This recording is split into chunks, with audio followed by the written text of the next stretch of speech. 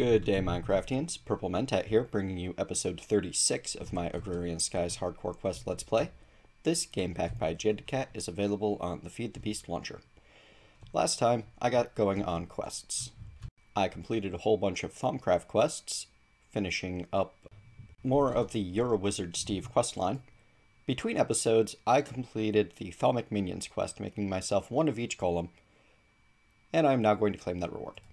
Or I'm going to drop off some stuff in my cheaty, well, not cheaty, but my quick inventory chest. Then I'm going to claim that reward.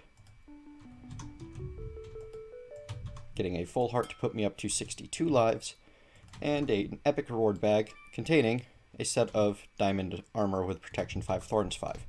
Not the worst thing in the world. I could probably strip that protection 5 off of those and put it onto the armor that I'm going to make today. So today, I want to get into more blood magic-y stuff. I'd really like to show you how to do the bound armor if I have the time. Let's see if I do. You know what? Let me go take care of some inventory stuff, and I'll meet you over here. You'll notice that I'm putting a bit of a roof onto my Thaum lab. Yeah, there's a reason for that. Be right back. Alrighty, inventory sorted. So, a couple of other things. I remade my flight potion as just flight, and honestly, probably not going to be doing a lot of walking from now on. This flight potion isn't even the best flight that I'm going to have available to me from blood magic. It's just the one I could get to easily. And at 160-ish minutes, so a few hours of flight per fill-up, yeah, I think it's going to do pretty good for me. Oh, just, you know, be careful not to accidentally fly into the MFR laser that you can't see. Yeah, it hurts. So, you'll notice that I have rearranged my villager spawner slightly. Ooh, speaking of which, I need to get myself some more safari nets for this thing. I am tired of needing to manually farm all of my life points. So, I wanted to make myself a better villager farmer setup to feed in villagers automatically. Let me show you what I've done up there. I have rebuilt the platform using conveyor belts and blood bricks so that it fits in with the theme of the altar, and I tried to position it in such a way that it incorporates into the altar a little bit better and looks like, you know, it's more a part of the design rather than something that I tacked on hastily because I wasn't 100% certain it would even work.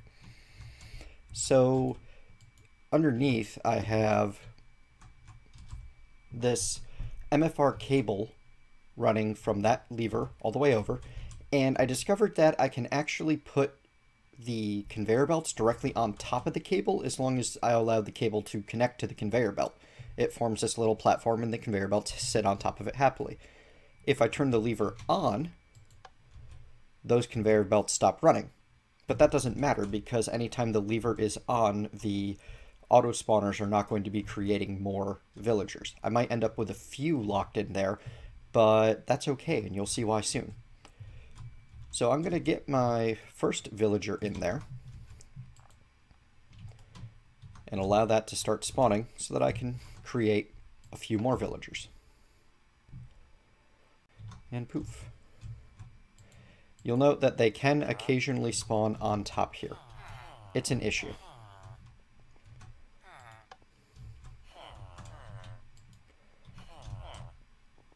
That was a lot of villagers very fast. So the reason I didn't bother with making the...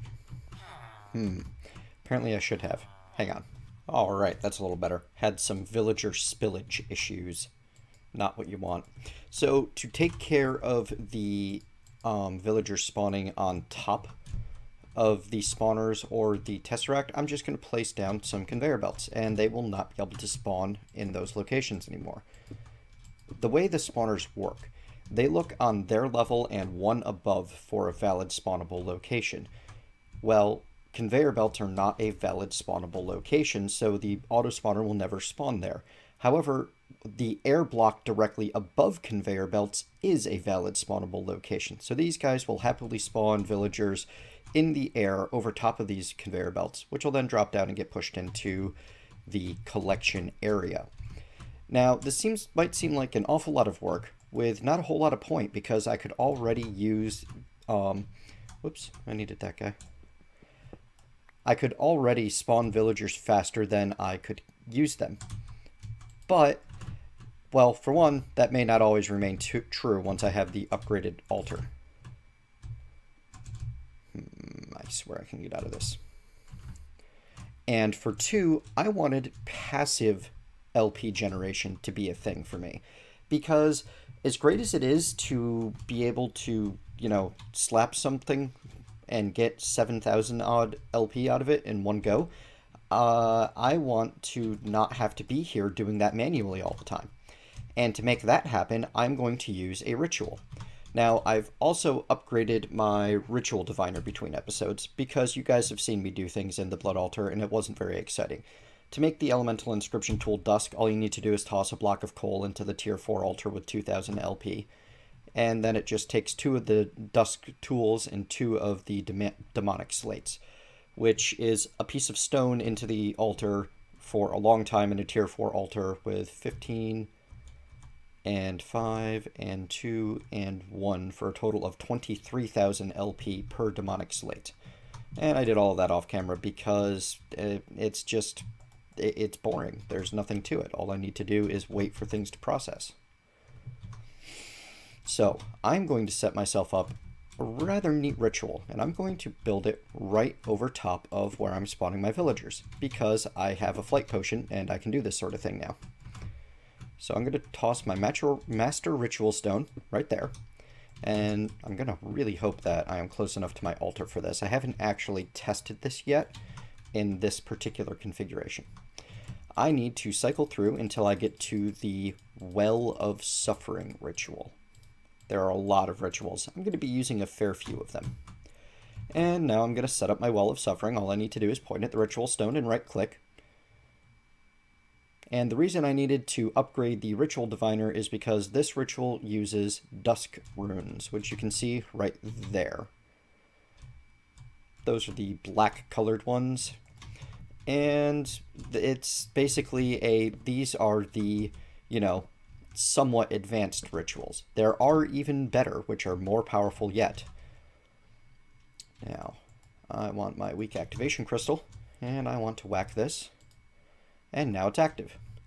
Now, if I start my villagers spawning again, and I grab my Master Blood Orb, and I have another villager safari net that I've put together.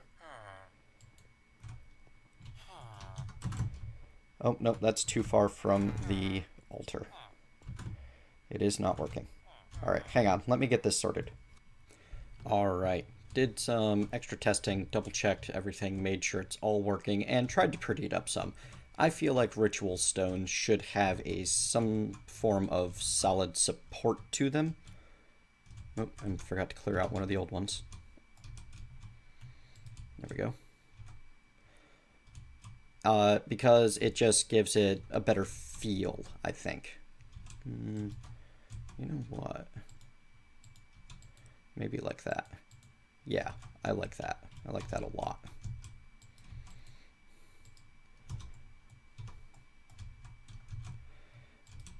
I'm not great at the aesthetics, as I've said repeatedly, but if I just tinker at something long enough, I usually end up being able to put together something I like the look of. And that's what I really care about. Do I like the look of it? And this feels weighty and solid and awesome. And eventually the pyramid will connect down to the temple. So I am planning ahead. I get sidetracked and I start doing things. So let me show you how this thing is going to work and why I wanted to build this structure in the first place. I have all 4 of my spawners set up in there with my villager safari nets in there. So I'm going to turn this lever to off, which activates the system, as the on setting just disables things. Once villagers start spawning, you'll notice that they are immediately taking damage. That is what the Well of Suffering does. And if I watch my blood altar, well, it's filling up rather quickly, actually. And as more villagers spawn, it'll fill up faster and faster. If I put my Master Blood Orb in there, it will drain the blood from the altar just about as fast as it's being created. You can see the villagers are now dying. And I have this thing constructed just so that none of the villagers will spill out. If I check my network, well, I'm gaining around 900 LP per second, which is fantastic. That means I have 900 LP worth of fun rituals that I can play with. And if I ever decide that I need this to go faster, well, I can just come up here and, you know, do a little bit of manual work as well. I have one sound muffler here. I'm probably going to go make a handful more sound mufflers, just so that we don't have to listen. I mean, it's a little bit of an annoying noise, don't you think? So yeah, there we have it. Automatic LP generation thanks to MFR autospawners and the ritual Well of Suffering. I feel like I should feel bad about this, but I just really don't. And I also feel like I should come back through here and, you know, replace some of these pillars with, you know, regular pillars and pretty this up a bit. I'll do that, all of that off camera though, because, you know, you guys are here for the mechanics, not the cosmetics, right? I have some ideas on how to make this look even better, just replacing some of the blocks with micro blocks. Okay, so the primary thrust of this episode is going to be about creating myself some proper armor, because I'm sick of running around in my robes. The Sanguine helmet is nice, and it definitely helps out a bit. I also love having the extra V discount. However, I want something better. And if I take a look in Blood Magic, just browsing through, you will eventually see that there is bound armor, devilish protection. I'm going to make myself a set of this stuff. To make bound armor, you need blood sockets. And an empty socket is made with 4 weak blood shards, a bit of glass, and a diamond. I need 1 blood socket per item that I would normally use to craft armor. So with 8 in the chest piece, 7 in the leggings, 4 in the boots, and 5 in the helmet, I'm going to need 24 blood sockets filled to make the armor. To fill a blood socket requires 30,000 LP in at least a tier 3 altar. I could have done this a little while ago, but I was having too much fun getting the altar upgraded to tier 4 first. So, diamond. I am typing in the wrong search box. But I am going to need glass. A couple of stacks of it. Wow, I have over 1,000 diamonds. That's fantastic. 24 diamond and blood shards. I'm going to need to get more blood shards because this is going to take 96 blood shards. So I'm going to go on a villager slaughter spree. I'll be right back. Well, that was silly. I was killing my villagers and not paying attention to my hit points. I mean, my hunger points. I managed to starve to death because I was stabbing things too much. Yeah, it's a day like that. I am really glad I took the time to get all of those extra lives. So, a note on the way the bound blade functions, because this is actually kind of important and not necessarily super intuitive. This guy, see, plenty of LP. Actually, beyond plenty of LP. This blade applies a debuff to any creature that it hits. And to get the weak blood shard, the creature that you're killing has to have that debuff on them when they die. And then they have a chance of dropping the weak blood shard. It's not a guarantee. So I wasn't able to use this up in my villager spawner because they would die instantly in one hit, and it wouldn't have a chance to apply the debuff. I think that's because it's enchanted with sharpness, and they were being reduced to less than maximum hit points. So yeah, I'm going to be a little bit more careful about my hunger, and try not to starve to death again. And I will be back when I have a couple of stacks of blood shards. I'm back in the Nether. It occurred to me that I was being relatively wasteful. I am spending a bunch of hunger for a chance per kill to get a blood shard. Well, as long as I'm stabbing things with a sword anyway, I might as well make them useful things. And I decided that the building that I want to build for what I'm about to do. I want nether brick. And what better way to get nether brick than to come into the nether and show you guys the beast mode on the bound pickaxe. So normally the bound pickaxe functions a lot like any other pickaxe. You can just mine with it and you're okay. This is what happens when you right click with it. Yeah, don't do that near your base. Bad stuff happens. I just gathered a whole huge amount of netherrack. I got poisoned from something. I can only assume a infernal mob or hellfish or something like that. So I'm currently at 992,000 LP. If I do this again,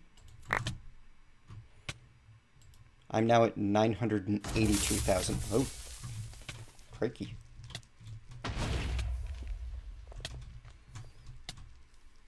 Hey guys, how you doing? So yeah, I'm going to gather up some nether brick, and once I have what I'm looking for, I'll head back into the overworld and build this next area. Back soon. Entertainingly, this ends up being some of the safest mining available in the nether because it does silk touch the ores, and if you find one of these big ol' nether brick pillars, well, you won't even get the occasional explosion or blast of poison shot your way, because you're only mining up nether brick. So I have quite a bit of nether brick now, and oh, I guess it doesn't silk touch the ores. I just thought it did. Anyway, I didn't hear any zombie pigmen start screaming at me. So I'm gonna go home, which, if I haven't shown before, I changed my home point to be a nice safe landing spot in my squid pool.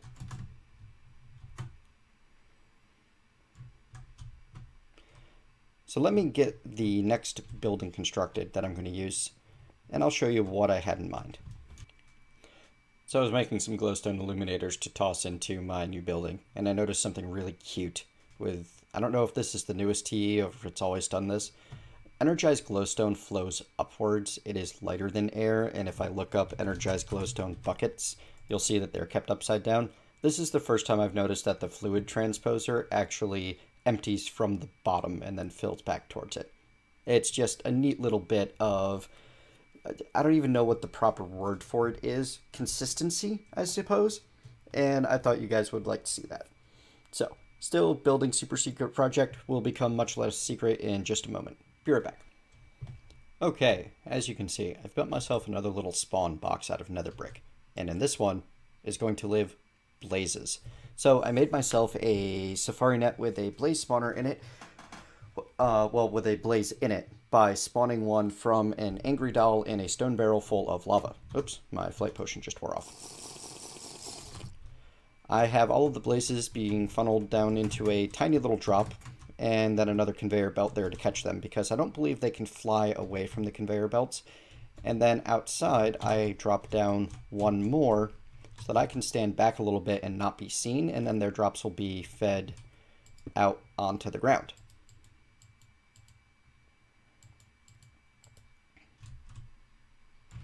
Should work out just fantastically. That way I can get my blood shards, I can generate more blaze rods, and most importantly, I will have a source of experience that is going to be very easy for me to obtain. So, just gonna hang out long enough to make sure that blazes are spawning. Blazes are indeed spawning. Alrighty. Now all I need to do, get this sealed up. If I come over here, I should be able to safely kill blazes. See, they can't see me, but I can smack them, no problem. And they take 2 swings with the blade, which means they have a chance of giving blood shards. All of the experience orbs and everything coming straight to me, and I'm slowly gathering blaze rods and weak blood shards. It's a bit noisy. I'll set up a sound muffler. For some reason the experience is derping around a bit. And then later on, if I decide I want to automate this, it will actually be fairly easy for me to do. So I'm now going to gather the rest of the blood shards I need, and in the process generate an awful lot of blaze rods. Back soon. Speaking of automation, I have set up a hungry chest from Thaumcraft. Actually, let me show you about the hungry chest. I don't believe I've actually showed that one on screen. It is a required item to get to Golemancy. You have to research the Hungry Chest first. It's made with a trapdoor, bunch of planks, and a little bit of V. Well, I didn't want that Thaumonomicon for anything. I'll have to make a new one. That's the problem with flight. You got to be a little careful if you don't accidentally, throw your things away. So the Hungry Chest, when an item touches it, it sucks it up, puts it into its inventory. The Brain in a Jar over here will collect experience for me. And I have an autonomous activator there with my Bound Blade in it, which is actually taking damage, which is a little strange. So if I check my LP network, currently full. It's not changing. I can turn this guy on, let blazes spawn. They will get fed into the autonomous activator, which kills them, generating blood shards and blaze rods, blaze heads. And because these are infernal mobs, occasionally a boss type will spawn. Sometimes I will get ender lilies, I will get miniature red hearts, I will get Invar armor out of them. A lot of cool stuff. So there we have it. Automated experience, blood shard, and blaze rod generation. Because, you know what? I was inspired, and there's no sense doing things halfway. You just got to be careful. Occasionally you get one that teleports and you have to clean it up yourself. I think there might be one like that up top. Nope. Maybe underneath. I heard one try to shoot blaze balls at me. Well, it's working fine. So there we go. I think the Brain in a Jar can hold up to 30 levels of experience at a time. In any case, this thing generates a lot of experience pretty quickly. So I'm going to take my blood shards now. I think I have enough. Oh, if I do, they're not on me. Always check the duration on your flight potion before you jump off the edge of something. Yeah, that should be plenty. Just going to get rid of this obsidian and nether brick. Now, bound armor. The most basic form of bound armor is made with just the sockets. I'm not going to make the most basic form. So if I look up that socket recipe, empty sockets require diamond, glass, blood shard. We have plenty to make all 24 that we'll need to make a full suit of armor. However, to actually turn it into armor, I need to fill these sockets with blood. And each socket requires 30,000 blood. So with 24 sockets here, that is 720,000 blood? 72, yeah, 720,000 blood. Oh, crud. I didn't put my muffler back in. So I'm going to get these... Hang on. Sorry about that, folks. Let's try this again. Why did my bag of holding go in there? That's weird. Start getting the villagers spawned, and now that they're not going to completely destroy my eardrums. Just going to wait for them to start filling up the altar, and I'm going to toss the empty blood sockets in there. The hopper will, fill it up. And we'll see if this thing can keep up without my intervention. It cannot, but that's okay. I can help it along.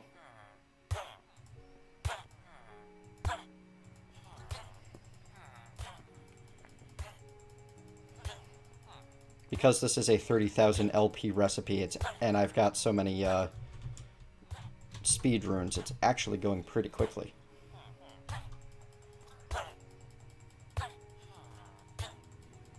So, I'm going to get these all filled up. Once they're done, I'll be back to show you the creation of bound armor. Alright, all finished. I have 24 filled sockets.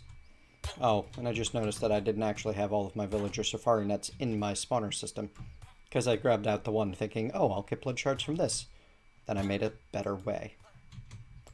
So maybe it could have kept up if I'd had them all in, but probably not. That was a pretty fast recipe. Alright, the most basic way to create... Why do I have zombies running around? Oh, because monsters can spawn up there. Well, that's a situation that'll need to be handled. The most basic way to create bound armor. You use these filled sockets. I'm going to need to make a soul armor forge from 4 of them. So I'm actually going to need to make 4 more sockets. Whoops. Let me sleep through the night, take care of that, be right back. While I was getting everything set up, I ran my potion flask out of uses. So I figured I'd show you how to refill that in the middle of this episode while I'm doing everything else. The weak filling agent is made with redstone, glowstone, nether wart, and a simple catalyst. These restore 2 uses each.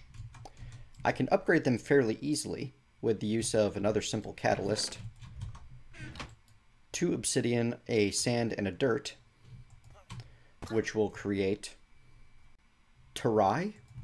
I don't know. Kind of an odd spelling. And then I can take that reagent I just made and combine it in an alchemic chemistry set with a weak filling agent to create a standard filling agent, and these return 4 swigs each. Now you can upgrade the standard filling agent further into an enhanced filling agent. It requires magic hails, which not that tough to make, and aquasalis, which while I'm doing things manually is that tough to make. There is a way to automate alchemy. I will be doing so at a later date, but it is beyond the scope of this video. So all I need to do is toss the potion in with a standard filling agent, and it regains 4 uses. You only ever need to make a potion once, which is good, because if you're trying to make a super potion, you're going to end up with a lot of explosions. Alright, got everything set up, added more sound mufflers so that I could keep these villagers quiet and under control. Going to make myself the soul armor forge, which won't right-click in, I mean shift-click in, because it uses a tool. 1 soul armor forge. And now I'm going to show you how to create basic bound armor. You'll note that there is a ritual set up over here. It is not necessary for the armor construction. I'll show you what that's for in a moment. To make bound armor, you need to place the filled sockets in the world, and you need to construct them in the same pattern you would ingots in a crafting table to make armor. For example, if you want a chest plate, you need 8 blocks placed like this. And then you put your soul armor forge into a predetermined empty space. In the chest plate, it's fairly easy, and the rest, it's fairly intuitive. You can build them vertically or horizontally. Then all you need to do is right-click your weak activation crystal on the soul armor forge. There's a bolt of lightning, and you have your bound armor. I'm going to put on that bound chest plate. And now I'll show you the rest of them horizontally, because I prefer to set it up in a nice clear area and just be able to leave it there. So if I want to make pants, I need 7 in a pants-like pattern, and then I right-click, poof, I have pants. If I want to make boots, I need to fill in the center spot where, if I were making a helmet, that would be an ingot with the soul armor forge. And if I want to make the helmet, well, it goes right into the center hollow. The soul armor forge goes where your head would be. And now I have a full set of basic bound armor. This was an extremely expensive set of armor, requiring as much diamond as diamond armor, plus a whole bunch of extras. So, let me go show you why this stuff is so good. I'm going to go to my blaze spawner.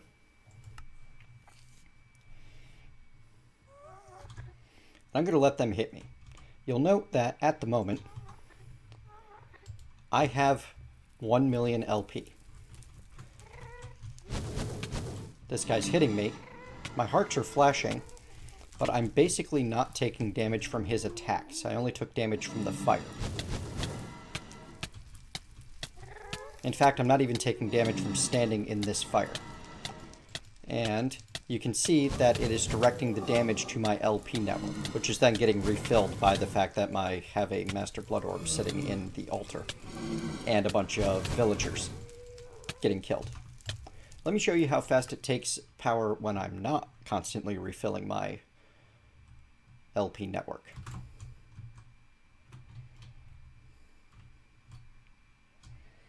All I need to do to shut this down is yank my blood orb out of there. And I can shut off the lever.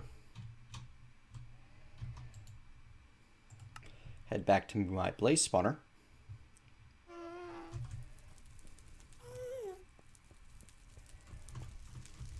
Come on guys, do your worst. So you can see that it eats up a non-trivial amount of LP. And if you run out of LP in the network, well, your armor's going to start eating you. And you will very quickly die. But until that happens, I am effectively invulnerable. And I approve of effective invulnerability. So there we go. Completely OP armor. However, not exactly completely OP. Fairly OP armor. Next time, I will show you how to make the armor completely OP, because you can also bind special abilities into the armor. And to make that happen, that's where this other ritual over here comes into play. This is the ritual of unbinding. And it is used just like the ritual of binding. You right-click on it with your activation crystal, and you toss your item in there. In this case, you want to toss your bound item in there. Lightning happens, and you get the components back. You can do so with each of the bound items, and I believe it costs a not trivial amount of LP every time. So I'm at 958166. I activate the ritual, and it costs me 30,000 LP, which it's not trivial, but it's also not significant at this stage of the game, because I have fast-forwarded blood magic through the use of mass ritual sacrifice. There you have it, folks. Bound armor creation with a couple of segues. Next time, I'm going to show you how to put some really awesome special abilities into that bound armor and make it the best kind of magical power armor I have yet to see in modded Minecraft. I'll also start showing you why I wanted to build this thing in the first place, to generate experience for me. Thank you very much for watching. I hope you've enjoyed the series thus far. If you have, please like, comment, subscribe, favorite. It really helps me out a lot. I will see you next time.